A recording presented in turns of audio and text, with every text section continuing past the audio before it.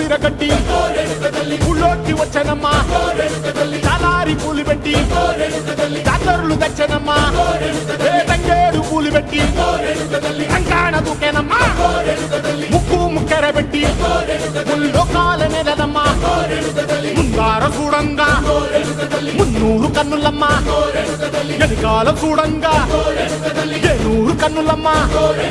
సాధు సిద్ధులంతా సాగిల పడ్డరమ్మా మహారాజు రాజులంతా మొగారిల్లిరమ్మా కోరిక కోరంగా రంగులు పూసినాము